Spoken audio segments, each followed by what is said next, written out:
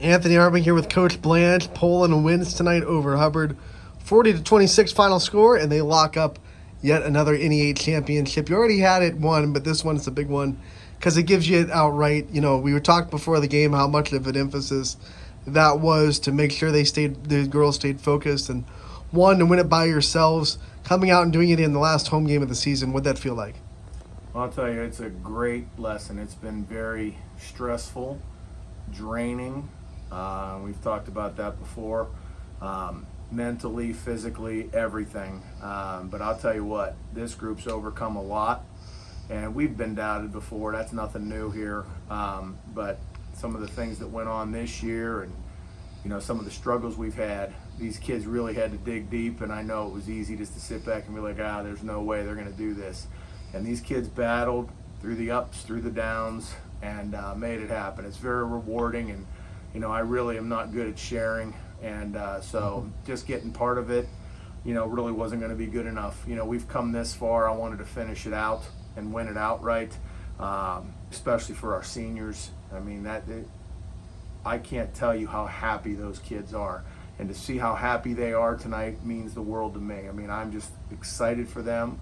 And I think it was a good learning lesson for them too. Like, hey, we can really do this, and it's a good lesson for these kids to know that it doesn't matter what others think. You can do a lot of things if you just put your brain to it and put your thoughts in a positive manner towards it. And again, very rewarding, very draining, but at the end of the day, just very excited for the kids to see how happy they were in that locker room today. Home court officially wrapped up for the NE8 season. You go another year without losing a league game here at home, and to spend that last home game here in the season with your seniors having senior night, what kind of moment was that? These three seniors have meant so much to the program, and you were able to get Mary one last bucket here at home to enter her career. What did this whole night kind of mean to you in a nutshell? Senior nights are always tough because it's like the end of an era, you know, and kids move on, and I'm always excited to hear what they do and see the great things they do. Now I've been here so long, now I've got former players having families and things of that sort. So it's always great, but it's always bittersweet. But these kids really, like you said, have meant a lot to this program, have poured everything into this program for us for 4 years. They've been great teammates, great leaders. And it's going to be a lot of big shoes to fill yet again. But I'm glad. I give a lot of credit to Pat Manzo, the coach over there at Hubbard. He agreed to let me do what I wanted to do with Mary. I really wanted her to score rather than just tip it back to her and then stop the game and bring her off. I wanted more for that. She deserved more than that. And then Allie Grope, of course, has been a tremendous teammate and played well. She's been starting, coming off the bench. She's had a mixed role all throughout the year, always smiling, always positive. And Leanne's been the backbone. I mean, I said last year at our banquet, she's like our Dennis Rodman, and then I realized most of the girls don't know who Dennis Rodman is.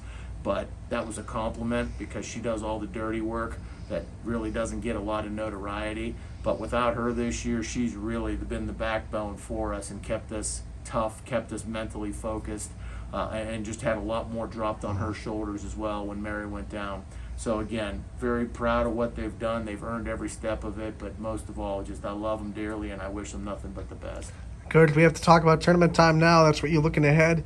You have, 11 days off before you head down to Pymatuning Valley, take on the 21st seeded Lakers on the road. You're the 22 seed, so if numbers play out, it should be a pretty competitive game. What do you know about Pie Valley? What kind of challenges is it going to face to go on the road for the first tournament game and try to get a win?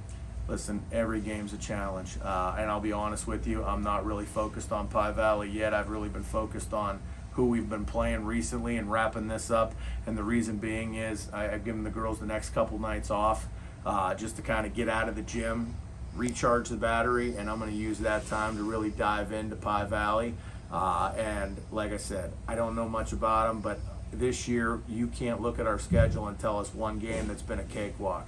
Every one of these games has gone down to the wire, you know, a fourth quarter battle, and so we're definitely we've been tested.